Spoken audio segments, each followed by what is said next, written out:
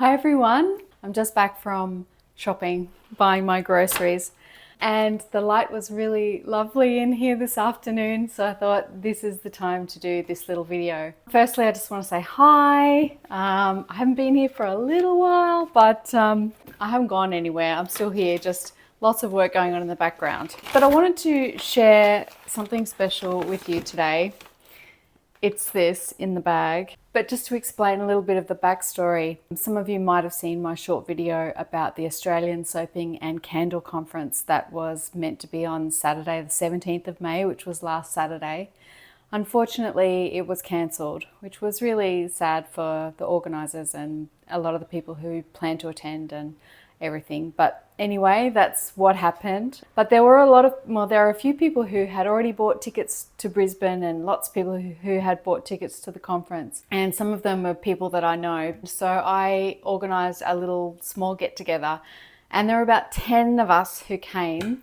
We went to South Bank Parklands. Unfortunately, I was just kind of so excited to see everybody. I didn't take any photos, not one, which is terrible. But anyway, none of us got any photos. We were just enjoying each other's company. But we met at South Bank in a cafe and we had coffee and cake and just kind of caught up and had a really good talk with each other. And some of the people there were people that I had known online for years but had never met. So it was a really, really special event. One of the highlights of the day for me, aside from meeting everybody, was that George Salem from Dawn Organics, well actually he's rebranding his business now. He's now called King of Suds. You might be familiar with George, but I'm a big fan of him and his soap making, his style, his approach to it and everything. And we're good friends. George gave me a present. I don't know if you know this, but George, his family background is he's from Lebanon, or his family are from Lebanon. He's Australian, but he's from Lebanon. And this is some soap that George's father made out of local olive oil on his property in Lebanon. I don't know if you've seen those videos, soap making in the Middle East, Aleppo soap, any of those videos where you see the soap made in a great big vat. The method they use is they make the lye water solution and then add lots of olive oil. It's usually olive oil and sometimes laurel berry oil as well. And they make this really lovely big hot process soap, essentially, that they cook for a few days and then they pour that all out onto the floor and they let it semi-harden and then they cut it all up and they stack it all up, the dry soap, they stack it all up in blocks and let it dry for like 6 months or more. This is an example of some of that soap. This was made by George's father and a local soap maker in the area where he lives, and it was made with olive oil from farms in that local area is my understanding. And apparently there are some other herbs added to it, but George wasn't sure. George has had these at his place, he reckons, for about 8 years. And who knows how old they were before that. But these are, I think, 100% olive oil soaps made in the hot process, Middle Eastern style. I just wanted to share this because soap making is, for a lot of us, it's a hobby that we get into and we, have fun with, and we might make a business out of it and sell our wares and have success with it that way. But for some people, particularly if you're from the Middle East or the Mediterranean, a lot of Mediterranean countries and Europe, actually lots of places around the world, but there are some amazing soap traditions around the world. And it was actually this kind of soap making and seeing videos of this sort of soap being made on YouTube, including actually Marseille soap in the south of France. I know there's amazing olive oil soap made in Italy and Greece and all sorts of places. But this is the kind of soap that actually inspired me to learn how to make soap myself. The cold process soap making method that most of us use these days is different to this. This is a hot processed soap. Amazing, isn't it? But I love the rustic simplicity of this, and I love the idea that, soap like this has been made for centuries in lots of areas of the world. What a simple, beautiful thing. I can't wait to try this. I've been holding off on this. I've had this for nearly a week now and I haven't used it. I wanted to save it for this video to share it with you. You know, we need to keep these traditions alive because a lot of us modern people, we're so used to convenience. Everybody wants liquid soaps in a pump pack. Unfortunately, I don't think we can sustain using products like that forever and a day. There is so much plastic waste in our world. It's just skyrocketing every year. We need to go back to basics as much as possible, reduce our reliance on plastic packaging for our homewares, our food, our body care products.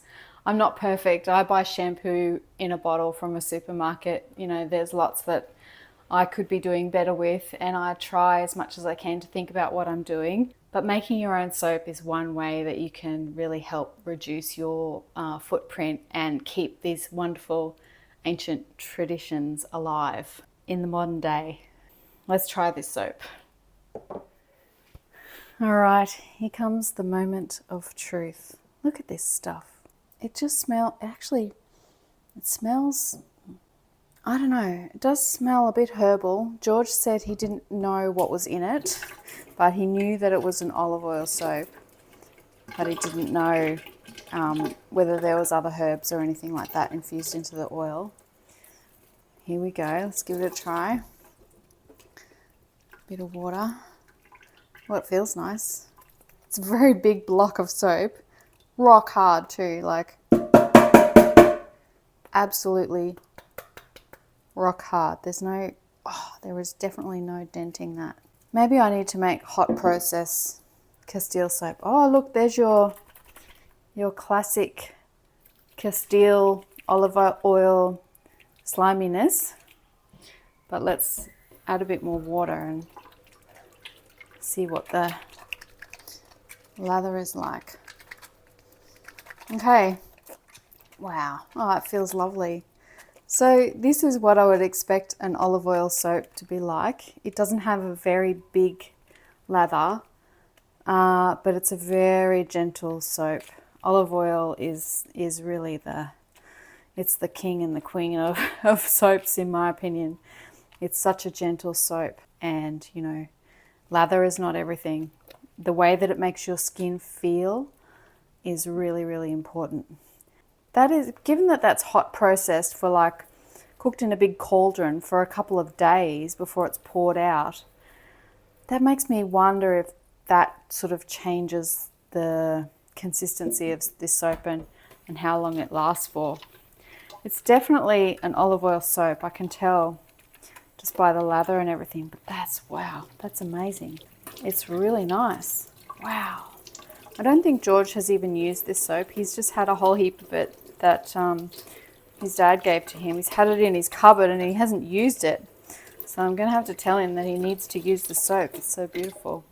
I asked George about the super fat in this soap, and he said he thinks it's probably got a very low super fat. He thinks that that's just the way that they made it. I'm not sure how they calculate their recipes, but I do know that it is a hot processed soap. It's very smooth though. It's really wonderful. I love this soap. Well, that's all for the video. I just want to say hello to everyone, and thanks for all of your wonderful support and comments on my videos. This channel's getting quite old now. I've been around for a while. I don't make as many videos as I used to. I'm still making them though. I've got plans for some other ones coming up, but many of you are still finding my videos, my older ones, and giving me lots of love and thanks there, so I really appreciate that. I'm not going to say anything else today. There's too much I could go into. I will just leave it there. Big shout out to George and also Keely from Soy and Shay and everybody else who came to South Bank to catch up with me and everybody on Saturday. It was such a fun day, and I really appreciate all your time and the community, the really nice community that we share together. Bye everyone. Thanks for watching. I'll see you again soon.